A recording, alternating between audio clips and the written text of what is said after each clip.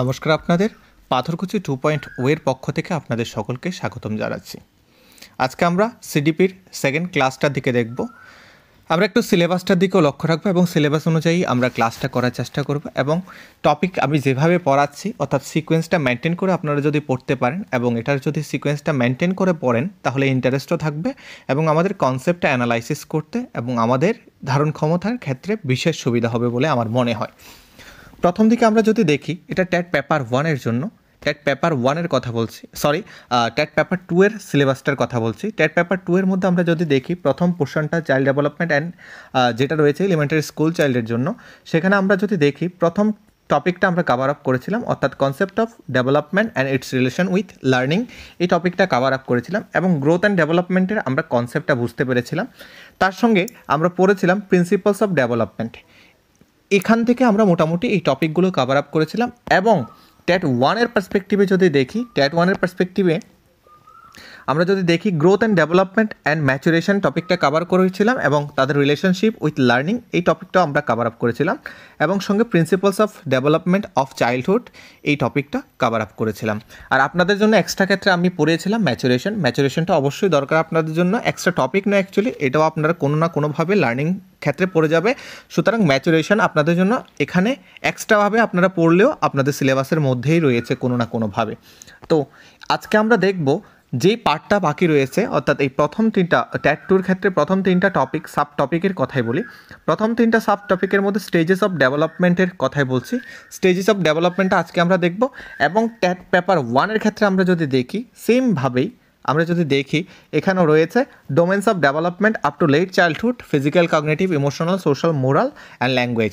পুরো টপিকটা দুটোকে বাইন্ড আপ করে পড়ব এবং আমরা আজকের টপিকের মধ্যে যেসব বিষয়গুলো উল্লেখযোগ্য সেগুলোই মেনশন করব। এখান থেকেও প্রশ্ন আসে 1 থেকে 2 নাম্বার আপনার হতে পারে, সুতরাং আমরা এই টপিকটাকেও অবহেলার চোখে দেখতে পারবো না। তো সবাই রেডি হয়ে যান, আমরা এখনই ক্লাস শুরু করে যাব এবং আজকের টপিকটা প্রথম দিকে শুরু করতে যাওয়ার ক্ষেত্রে আজকে আমাদের কিছু মনোবিদদেরও পড়তে হবে যারা বিভিন্ন স্টেজেস অফ ডেভেলপমেন্টের পার্ট করেছে, সেই পার্টটাও আমাদের দেখতে হবে। Stages of development in generally যদি আমরা দেখি, স্টেজেস অফ ডেভেলপমেন্টের ক্ষেত্রে আমরা যদি লক্ষ্য রাখি বিকাশের যে স্তরগুলো রয়েছে সেখানে আমরা একটু দেখব। প্রথম যে স্তরটা রয়েছে সেটাকে ওনারা বলেছেন প্রাক জন্মস্তর, প্রিনেটাল। ইংলিশ টার্মটা মনে রাখবেন, প্রাক জন্মস্থল, প্রিনেটাল, অর্থাৎ ডিম্বাণু নিষেক থেকে 280 দিন পর্যন্ত, মানে মোটামুটি 10 মাস বললেন, মানে যতদিন পর্যন্ত মায়ের পেটে থাকে একটা বাচ্চা ওই ততদিন পর্যন্ত এই সময় তাদের মূলত বিকাশ কি হয়, প্রধানত শারীরিক এবং সঞ্চালনমূলক বিকাশ সাধিত হয়। শারীরিক এবং সঞ্চালনমূলক মানে মোটর ডেভেলপমেন্ট হয়ে থাকে আর শারীরিক মানে ফিজিক্যাল ডেভেলপমেন্ট হয়ে থাকে। জন্মকালীন একটা স্টেজ রয়েছে যেটাকে ইংলিশ টার্মে বলা হয় পেরিনেটাল, যেটা প্রসবের সময়।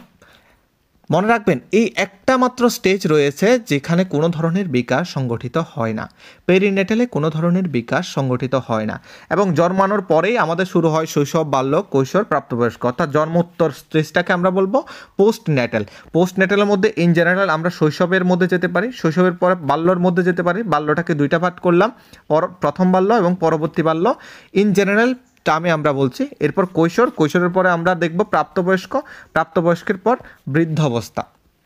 এইভাবে আমাদের বিকাশটা চলতে থাকে। স্টেজেস মূলত ইন জেনারেল স্টেজ হচ্ছে এগুলো। শৈশবটাকে যদি আমরা প্রথম 2 বছর ধরি, প্রথম বাল্যটাকে তাহলে 2 থেকে 6 বছর ধরবো, পরবর্তী বাল্যটাকে 6 থেকে 11 বছর, আর কৈশোরটা 11-12 থেকে 20 বছর পর্যন্ত চলবে এবং প্রাপ্তবয়স্ক 20 থেকে 60 পর্যন্ত চলতে থাকবে। ম্যাচুরিটি যেখানে বজায় থাকবে যতদিন পর্যন্ত, এবং 61 বছর থেকে আমৃত্যু পর্যন্ত আমাদের বৃদ্ধ অবস্থাটা চলতে থাকবে। আচ্ছা, এখানে বৈশিষ্ট্য কী কী রয়েছে আমরা যদি দেখি একটু। জন্মকালীনে কোনো ধরনের বিকাশ হয় না। শৈশবে কি হচ্ছে, তার শারীরিক এবং সঞ্চালনগত বিকাশ হচ্ছে। প্রথম বাল্যকালে আস্তে আস্তে করে সে ভাষার ব্যবহার শিখছে, প্রক্ষোভ তার প্রকাশিত হচ্ছে, নৈতিক সামাজিক ব্যক্তিত্বের বিকাশ হচ্ছে। পরবর্তী বাল্যকালে সেটা আরও ইমপ্রুভ হচ্ছে, কৈশোরে আরও ইমপ্রুভ হচ্ছে, প্রাপ্তবয়স্কে একদম পরিণত পর্যায়ে যাচ্ছে এবং বৃদ্ধ অবস্থায় ধীরে ধীরে সেটা কি হচ্ছে, কর্মক্ষমতা ক্রমশ হ্রাস পাচ্ছে এবং স্মৃতির ভ্রংশ, স্বাস্থ্যহীনতা এবং দুর্বলতা ইত্যাদি দেখা যাচ্ছে। অর্থাৎ বৃদ্ধ অবস্থার দিকে আমাদের যে ডেভেলপমেন্টের ফ্লোটা রয়েছে সেটা নিচের দিকে নামতে শুরু করে দেয়। আশা করি ইন জেনারেল সেন্সে আপনারা বুঝতে পেরেছেন। চলুন আমরা মনোবিদ্যের দিকে দেখি, এবং মনোবিদ্যের যে স্টেজটা রয়েছে সেটা ভীষণ গুরুত্বপূর্ণ হয়ে ওঠে আমাদের ট্যাটের পার্সপেক্টিভে। তো আমরা ওই পার্টটাই একটু ভালো করে দেখছি আপাতত। দেখুন, প্রথম কাকে পড়বো আমরা? প্রথম মনোবিজ্ঞানী পড়বো আর্নল্ড জোন্সকে। কার কথা বলছি? আর্নল্ড জোন্সের কথা বলছি। এই আর্নল্ড জোন্স জীবন বিকাশের স্তরকে কয়টা ভাগে ভাগ করেছেন? 4টি ভাগে ভাগ করেছেন। কয়টি ভাগে ভাগ করেছেন? 4টি ভাগে। কি কি? শৈশব বা ইনফ্যান্সি, বাল্য বা চাইল্ডহুড, যৌবন বা কৈশোর বা অ্যাডোলেসেন্স, প্রাপ্তবয়স্ক বা অ্যাডাল্টহুড। এবার সময়কালটা কি শৈশবের? জন্ম থেকে, অর্থাৎ 0 to 5 ইয়ার্স পর্যন্ত হচ্ছে শৈশব অ্যাকর্ডিং টু আর্নল্ড জোন্স। বাল্যটা চলবে 5 থেকে 12, যৌবন বা কৈশোরটা চলবে 12 থেকে 18 বছর পর্যন্ত, এবং প্রাপ্তবয়স্কটা চলবে 18 বছর থেকে পরবর্তীকাল, মানে একটা মানুষের মৃত্যু পর্যন্ত প্রাপ্তবয়স্কের সময়কালটা চলবে অ্যাকর্ডিং টু আর্নল্ড জোন্স। এরপর আমরা যদি দেখি, মনোবিদ পিকুনাস ভীষণ গুরুত্বপূর্ণ স্তর দিয়েছেন। কটা ভাগে ভাগ করেছেন? 10টি ভাগে ভাগ করেছেন। 10টি ভাগে ভাগ করেছেন। প্রথম যে স্টেজটা দিয়েছেন, 1 নাম্বার স্টেজটা হচ্ছে প্রাক জন্মস্তর, অর্থাৎ প্রিনেটাল স্টেজ, প্রাক জন্মস্তর। এটা কখন? গর্ভসঞ্চার থেকে ভূমিষ্ঠ হওয়া পর্যন্ত, ভূমিষ্ঠ হওয়ার পূর্ব পর্যন্ত পুরো যে স্টেজটা রয়েছে সেটাকে বলা হয় প্রাক জন্মস্তর, অর্থাৎ সে এখনও পৃথিবীতে আসেনি। এরপর পৃথিবীতে এসেছে, মানে ওই সেন্সে পৃথিবীতে যে আলো বাতাস দেখা সরাসরি সেটা উপভোগ করতে পারেনি। প্রাক জন্মস্তরের মধ্যে সে একটা পরিবেশের মধ্যে রয়েছে, অর্থাৎ মায়ের কাছেই রয়েছে। গর্ভসঞ্চারের পর থেকে ভূমিষ্ঠ হওয়ার পূর্ব মুহূর্ত পর্যন্ত প্রাক জন্মস্তর। এরপর রয়েছে সদ্যজাত স্তর। সদ্যজাত স্তরটাকে ইংরেজিতে বলবো আমরা নিউনেটাল, অর্থাৎ জন্মের থেকে প্রথম 4 সপ্তাহ। 4 সপ্তাহ মানে কত? 4 7 28, মোটামুটি 1 মাস ধরতে পারেন। জন্মের পর থেকে 30 দিন পর্যন্ত নিউনেটাল স্টেজটা চলতে থাকবে। নিউনেটাল স্টেজ, সদ্যজাত স্তর। শৈশব, এরপর শৈশবটাকে তিনি দুটো ভাগে ভাগ করেছেন। দুটো ভাগ কি? প্রথম শৈশব এবং প্রান্তীয় শৈশব বা অন্তিম শৈশব, early infancy, late infancy. Early infancy এবং লেট ইনফ্যান্সি।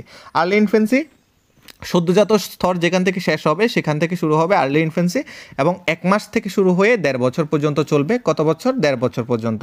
এরপর লেট ইনফ্যান্সি কখন থেকে শুরু হবে? 1.5 বছর থেকে শুরু হয়ে 2.5 বছর পর্যন্ত চলবে। শৈশবটাকে পিকুনাস দুটো ভাগে ভাগ করেছেন। শৈশবের পরে আমরা বাল্যটাকে দেখব। বাল্যটাকে তিনি 3টা ভাগে ভাগ করেছেন। কটা ভাগ বললাম? 3টা ভাগের কথা বললাম। 3টা ভাগের মধ্যে প্রথমটার নাম দিয়েছেন প্রাথমিক বাল্য, অর্থাৎ আর্লি চাইল্ডহুড স্টেজ। মিডল বাল্য মানে মধ্যম বাল্যকালের স্তর, মিডল চাইল্ডহুড স্টেজ, এবং প্রান্তীয় বাল্যকালের স্তর, লেট চাইল্ডহুড স্টেজ। প্রাথমিক বাল্যকাল কখন থেকে শুরু হচ্ছে? যখন থেকে শৈশবের অন্তিম স্তর শেষ হবে তখন থেকে প্রাথমিক বাল্য স্তরটা শুরু হবে, অর্থাৎ 2.5 বছর থেকে 5 বছর পর্যন্ত চলতে থাকবে। 2.5 বছর থেকে 5 বছর পর্যন্ত চলতে থাকবে। 5 বছর থেকে 9 বছর পর্যন্ত যে সময়কালটা সেটাকে বলা হবে মধ্যম বাল্যকালের স্তর।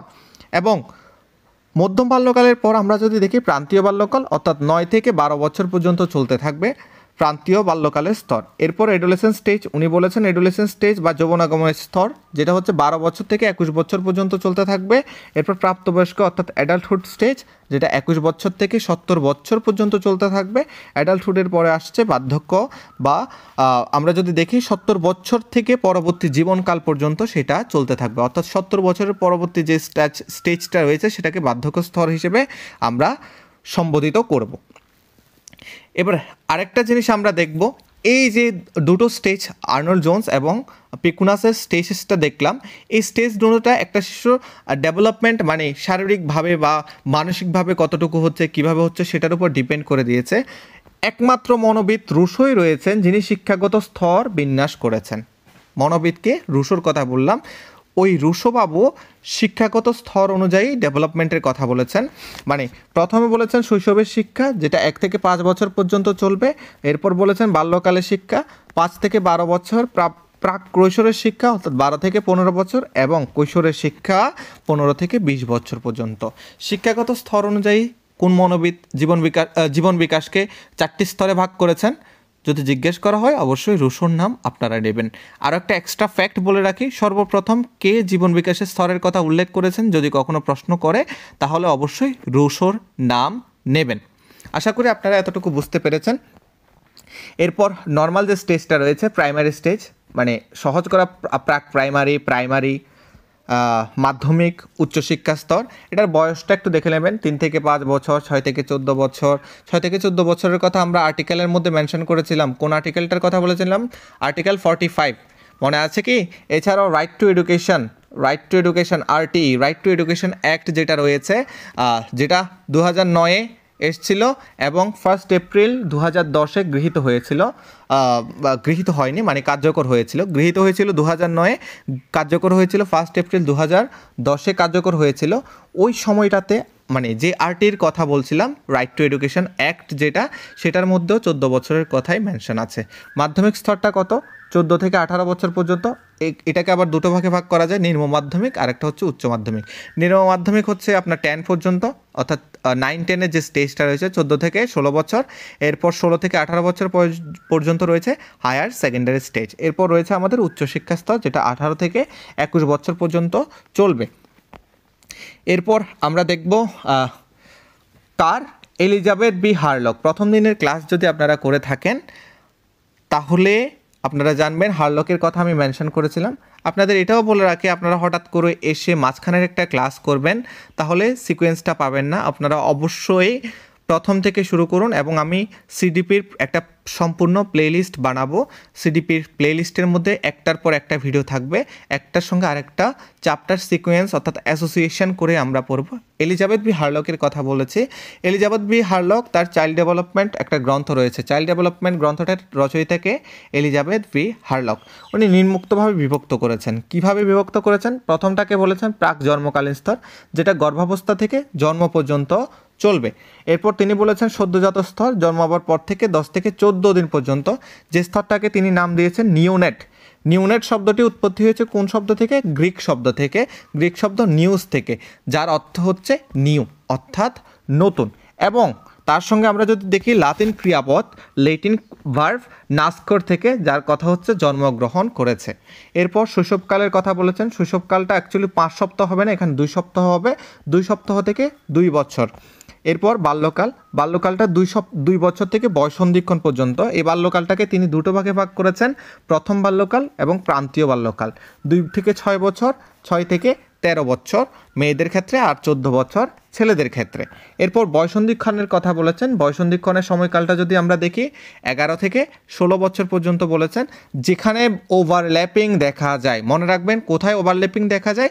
বয়সন্ধিক্ষণে ওভারল্যাপিং দেখা যায়, অর্থাৎ বাল্যকালের শেষ 2 বছর এবং বয়সন্ধিক্ষণের শুরু 2 বছর ওভারল্যাপ করে বালক বালিকারা। এবং বালিকাদের ক্ষেত্রে বয়সন্ধিকাল হলো 11 বছর থেকে 15 বছর পর্যন্ত, আর বালকদের ক্ষেত্রে 12 বছর থেকে 16 বছর পর্যন্ত, অ্যাকর্ডিং টু এলিজাবেথ বি হারলক। ভীষণ ভীষণ ইম্পর্ট্যান্ট একটি ফিগার এলিজাবেথ বি হারলক। এবং এরপরে যে আরেকজন মনোবিদকে পড়ব, অর্থাৎ এরিকসন। 2025-এর ট্যাটে ওনার কথা জিজ্ঞেস করেছিলেন কটা স্তর রয়েছে। কটা স্তর? সোজাসুজি দেখি 8টা স্তর। লেভেল কটা? 4টা। লেভেল হচ্ছে 4, আমরা পরে এরিকসনকে পড়ব। মনে রাখবেন, শুধু এই কথাটাই মনে রাখুন, লেভেল কটা রয়েছে? 4টা। আর স্টেজ কয়টা রয়েছে? স্টেজেস হচ্ছে আপনার 8টা।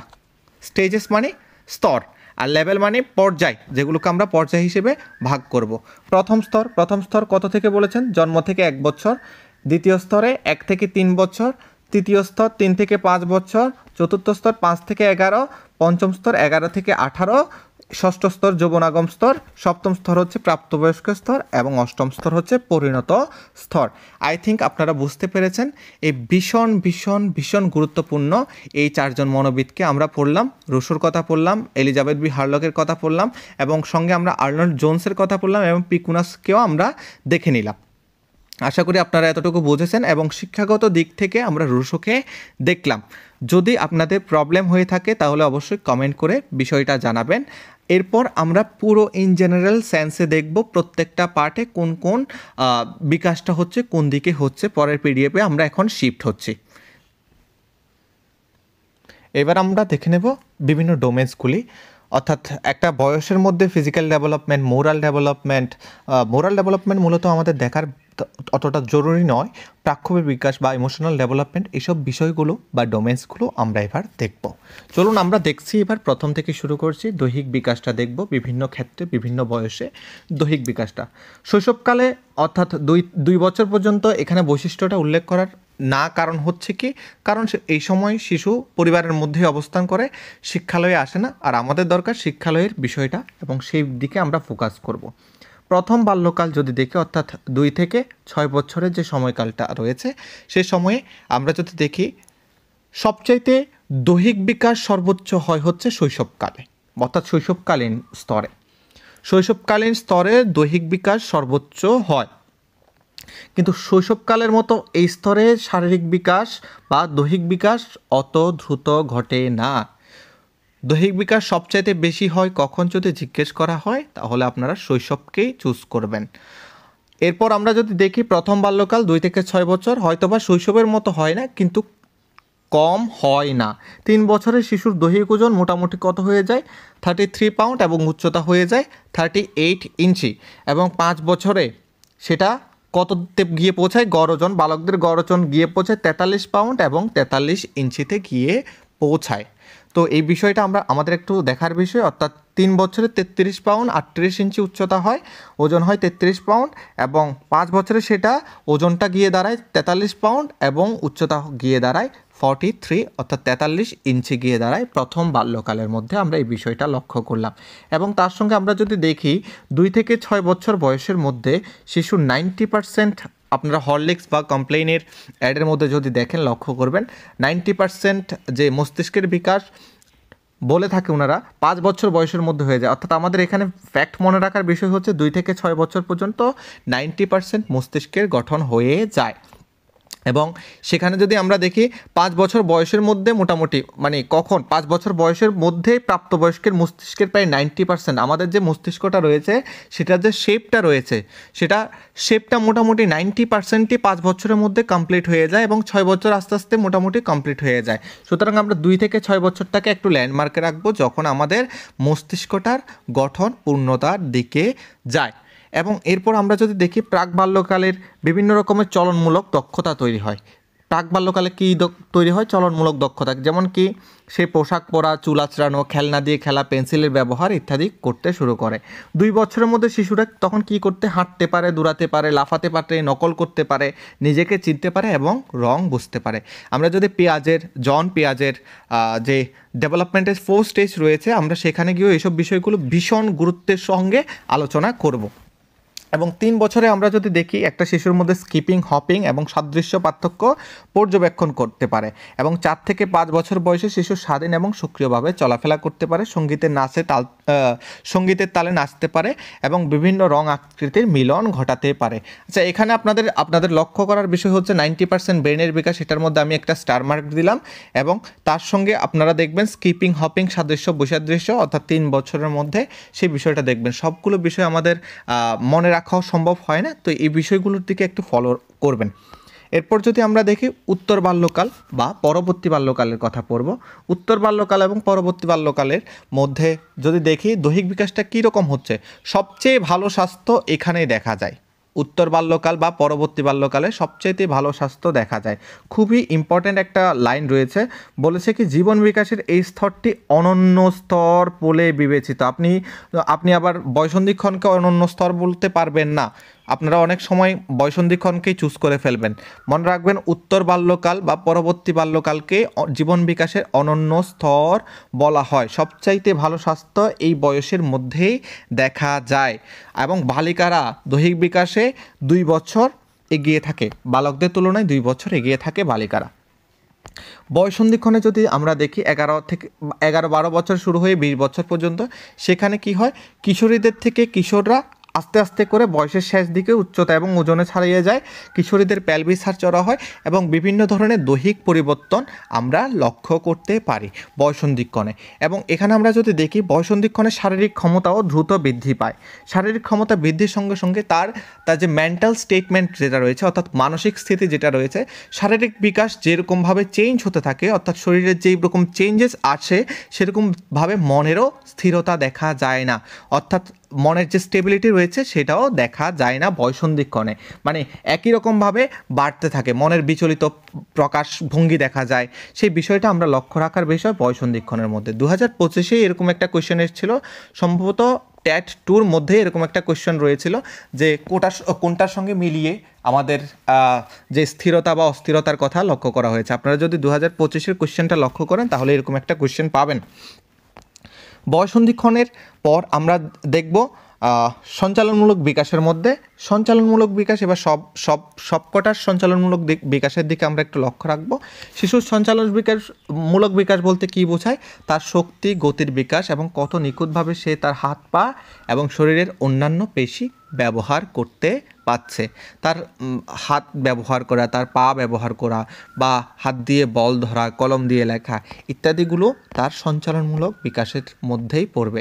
সঞ্চালনমূলক বিকাশটার কয়েকটা নীতি আছে, কয়েকটি বৈশিষ্ট্য রয়েছে। যেমন প্রথমে সে ওই যে সেফালোকর্ডাল প্রক্সিমোডিজিটাল আপনাদেরকে পড়িয়েছিলাম, উপর থেকে বা এর bilateral to unilateral, general to special, অর্থাৎ সামগ্রিক থেকে বিশেষের দিকে যায়।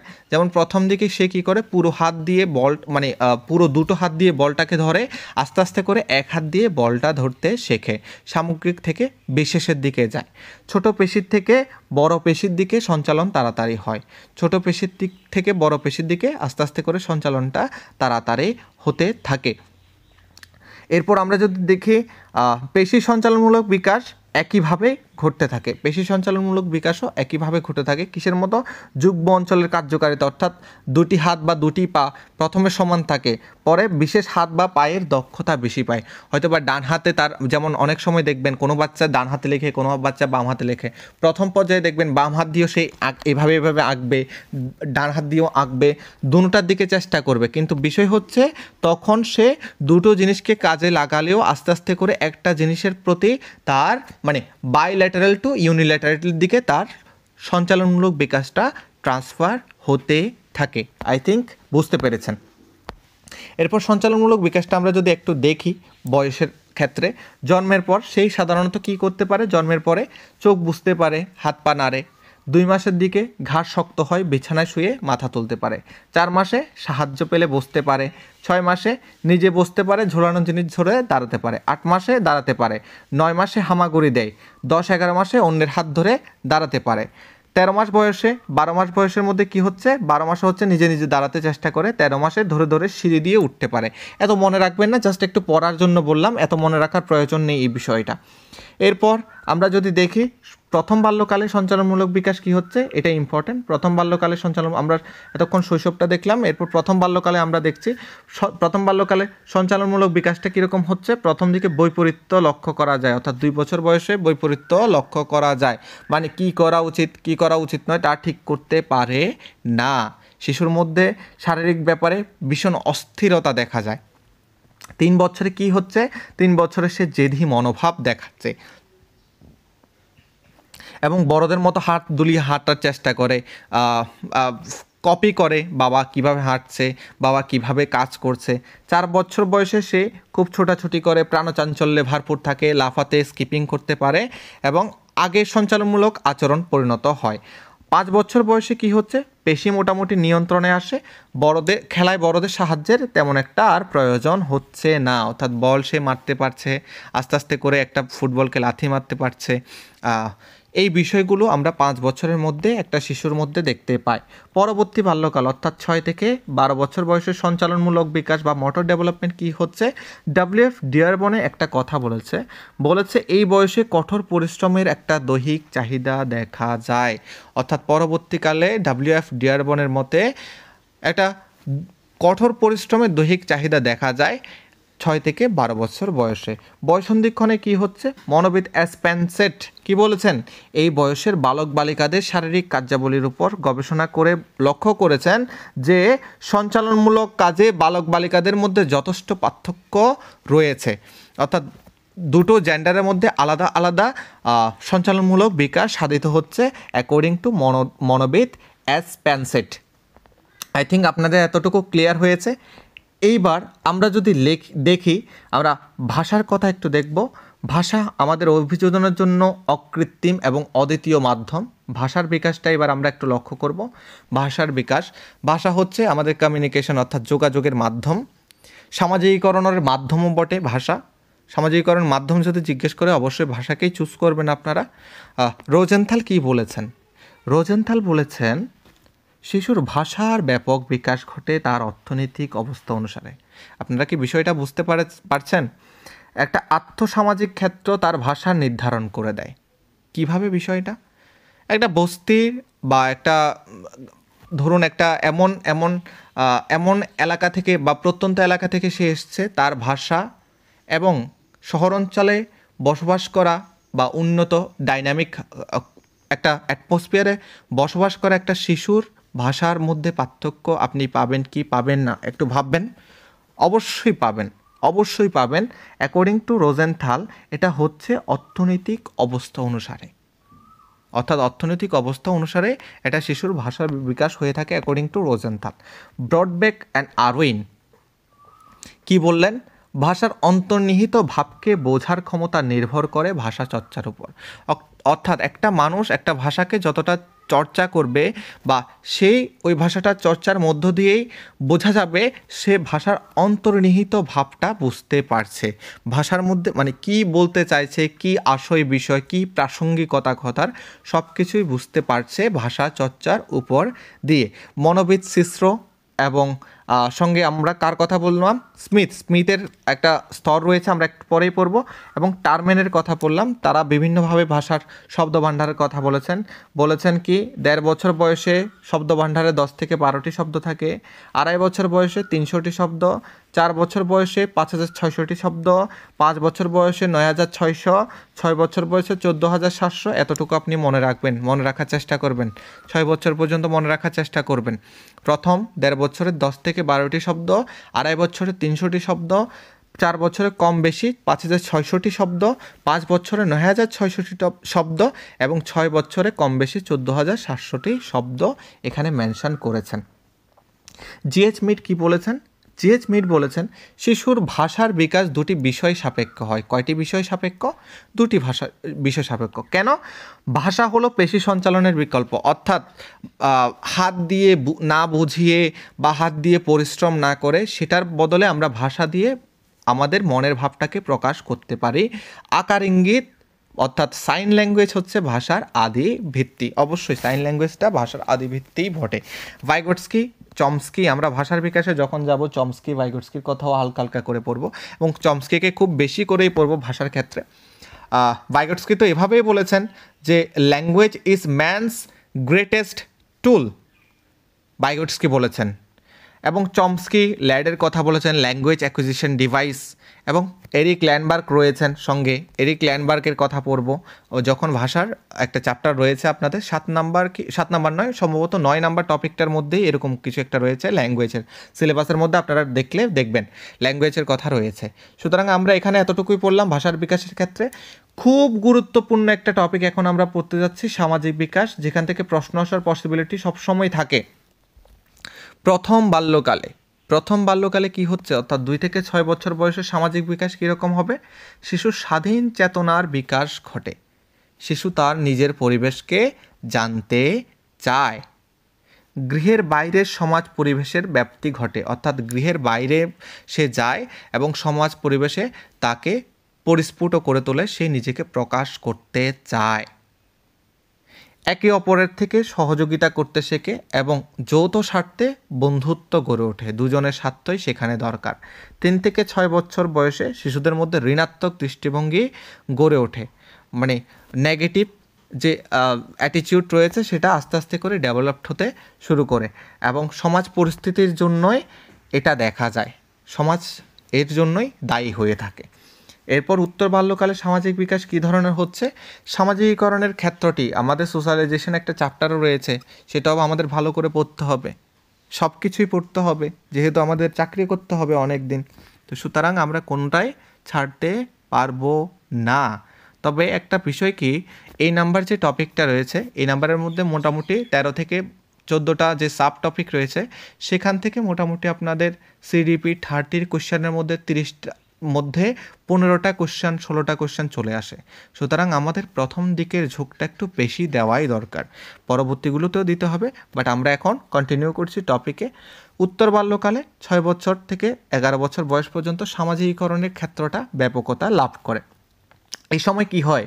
এই সময়ে তাদের মধ্যে দল গড়ে ওঠে, পিয়ার গ্রুপ।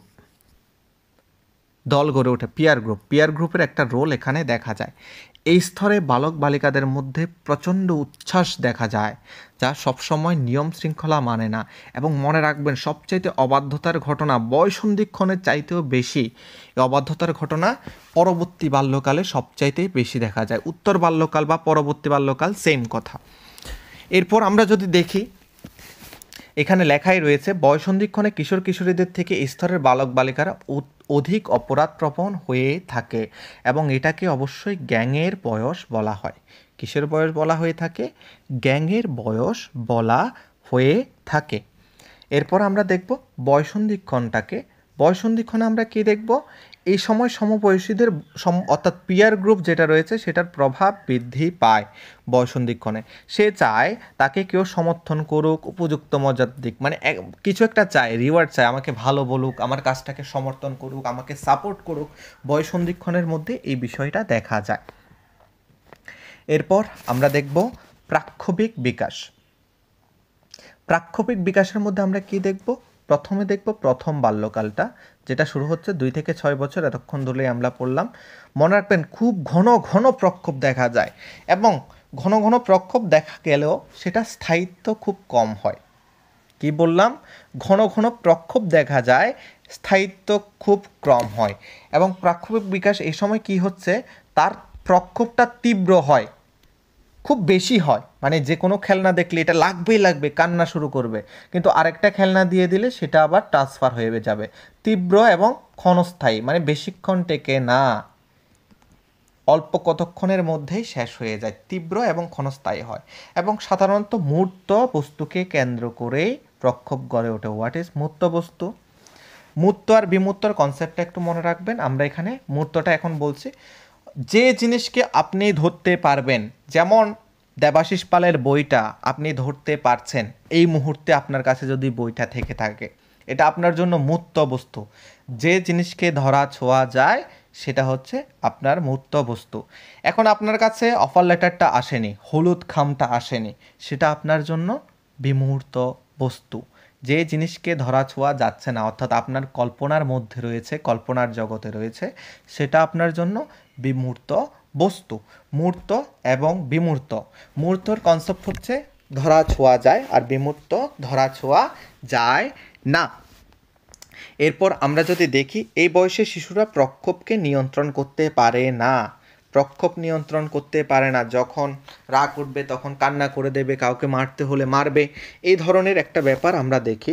যেমন এর মধ্যে সেই ক্রন্দন, মানে কান্না করা, নখ খোঁটা, আঙুল চোষা, তোতলামি ইত্যাদি জিনিস এ সময় বিশেষ বিশেষ লক্ষণীয়। উত্তর বাল্যকালে প্রাক্ষবিক বিকাশ কেমন হয়ে থাকে? মানে 6 থেকে 11 বছর বয়সে আস্তে আস্তে করে প্রক্ষোভের ব্যাপক পরিবর্তন দেখা যায়। আগের মতো বাচ্চামি সে এখানে আর করে না, তার প্রক্ষোভ মানে আবেগগুলো একটা নির্দিষ্ট রূপ পায়, নির্দিষ্ট স্পেসিফিক বিষয়ের জন্য তার আবেগটা প্রকাশিত হয়। সব কিছু নিয়ে আগের মতো আর সেইভাবে রিয়্যাক্ট করে না। বয়স্কদের অবহেলা, সমবয়সীদের পরিহাস, কাজে বাধা এবং অন্য বালকদের সঙ্গে স্বার্থ বিঘ্নকারী তুলনা, টিজিং এই বয়সের বালকদের ক্রোধের কারণ হয়। এইসব কারণে সেই রাগান্বিত হয়ে থাকে। এবং পিতামাতার পক্ষপাত, মানে আমার ভাইকে বেশি দেখতে পাচ্ছে, আমার বোনকে বেশি দেখতে পাচ্ছে, আমাকে আদর করছে না, এই কারণে তার মধ্যে ঈর্ষা বা হিংসার উদ্রেক হয়। মানে নেগেটিভ যে ইমোশন রয়েছে সেগুলো দেখা যাচ্ছে। এবং বালিকাদের ক্ষেত্রে ঈর্ষা বেশি দেখা যায়, কারণ শ্রেণীকক্ষে তাদের উপর পক্ষপাতমূলক আচরণ হয়ে থাকে। অবশ্যই একজন টিচার হিসেবে পক্ষপাতমূলক আচরণ থেকে দূরে থাকা দরকার, কিন্তু সাধারণ ক্লাসরুমের মধ্যে যারা পক্ষপাতমূলক আচরণ করে থাকেন তারা কোনো না কোনোভাবে এইসব জিনিসকে প্রমোট করে থাকেন। আই থিঙ্ক আপনার ক্ষেত্রে, আপনি বিষয়টাকে ডিল করার ক্ষেত্রে আপনি এমন হবেন না, আপনি বিষয়টাকে সুন্দর করেই ডিল করবেন।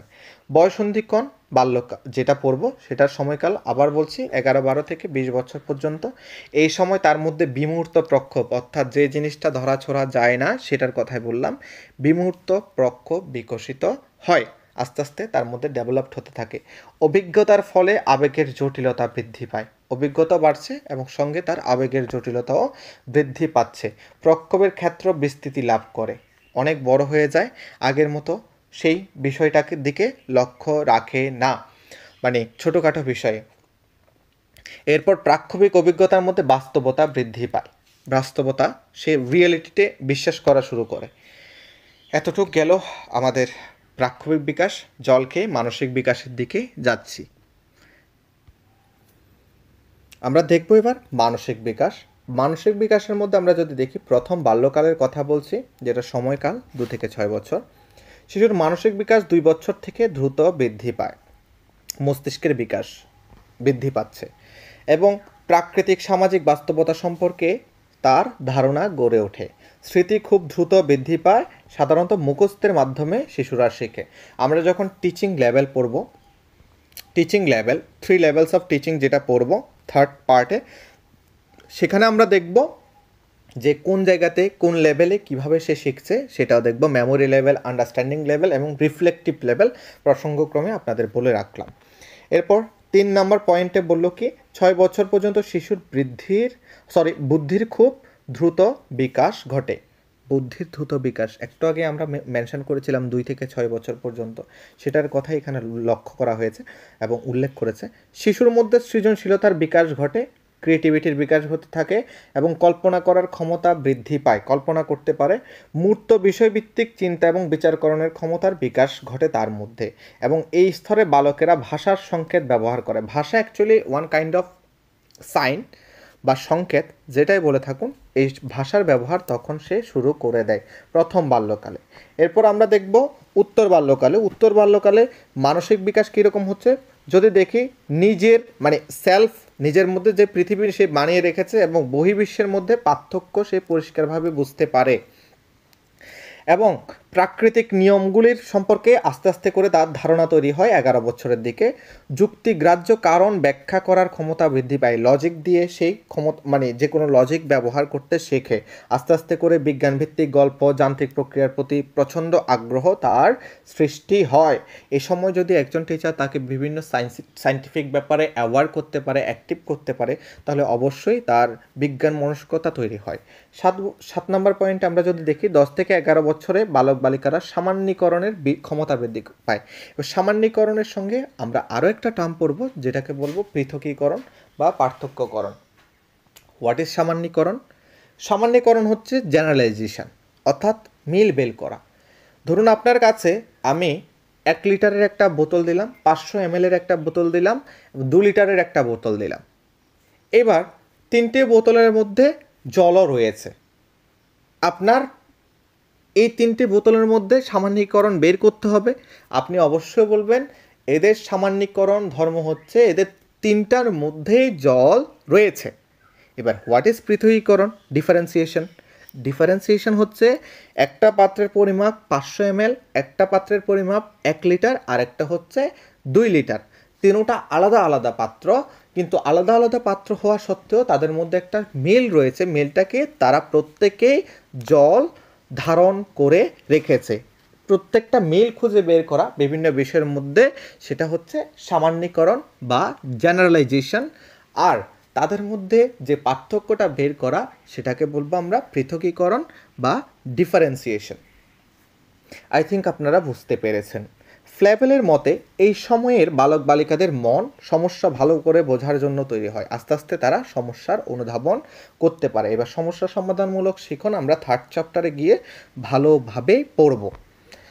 বয়সন্ধিক্ষণের এবং বাল্যকালের মধ্যে আমরা যদি দেখি, বয়সন্ধিক্ষণের মধ্যে কি হচ্ছে, মানসিক বয়স, তার সামান্যীকরণ ক্ষমতা খুব বৃদ্ধি পায়, বোধশক্তির বিকাশ ঘটে, সে বুঝতে শেখে, বিমূর্ত বিষয়কে নিয়ে কাজ করতে পারে। আগে তো মূর্ত বিষয়ের উপর বেশি নির্ভরশীল থাকতো, এখন বিমূর্ত বিষয় নিয়ে কাজ করতে শেখে। এরপর আমরা যদি দেখি, স্মৃতিশক্তি এবং কল্পনা শক্তির বিকাশ ঘটে, সিদ্ধান্ত গ্রহণে তার ক্ষমতার বৃদ্ধি পায়, বিমূর্ত চিন্তনের ক্ষমতা বিকাশ ঘটে, কিশোর কিশোরীরা স্বাধীনভাবে সমস্যা সমাধান করতে পারে। এ সময় আর অন্যের উপর বিশেষভাবে নির্ভরশীল হওয়ার প্রয়োজন হয় না। এখন আমরা দেখলাম মানসিক বিকাশগুলো। এবার বয়সন্ধিক্ষণের কিছু সমস্যা এখানে আমরা তুলে ধরি।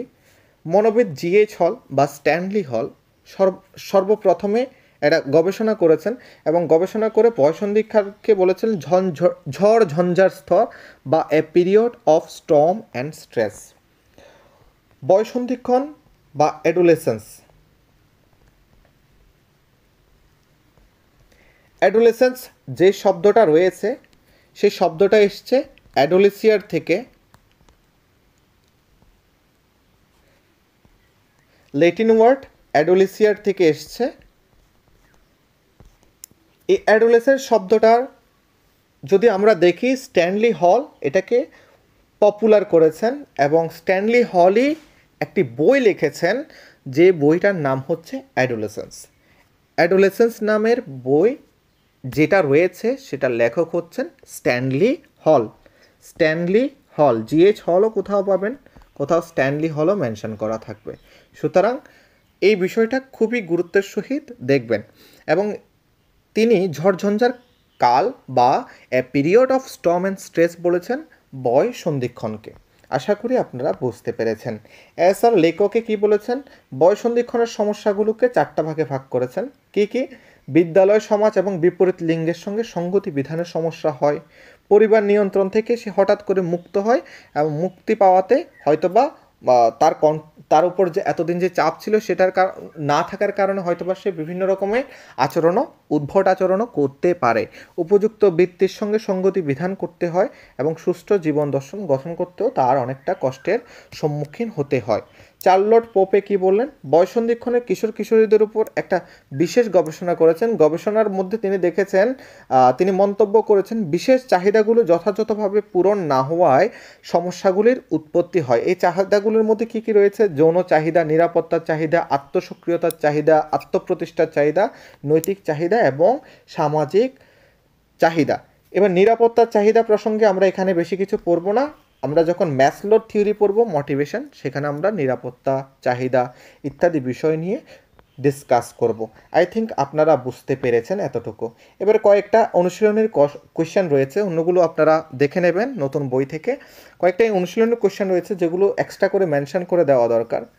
কি বলা হয়েছে, যে নিজ সম্পর্কে, আমাদের যে নিজের সম্পর্কে সেলফ সম্পর্কে ধারণা বিকাশে গুরুত্বপূর্ণ বিষয় কোনটা হয়ে দাঁড়াবে? গুরুত্বপূর্ণ বিষয় আমাদের সব কিছু হয়ে দাঁড়াবে। লিঙ্গগত পার্থক্য দরকার, জাতিগত পার্থক্য, সামাজিক শ্রেণী পার্থক্য, মানে সবগুলো আমাদের দেখতে হবে। এরপর যদি দেখি আমরা ব্যক্তির জীবন বিকাশে কোন স্তরটিকে রহস্যমূলক বলেছে।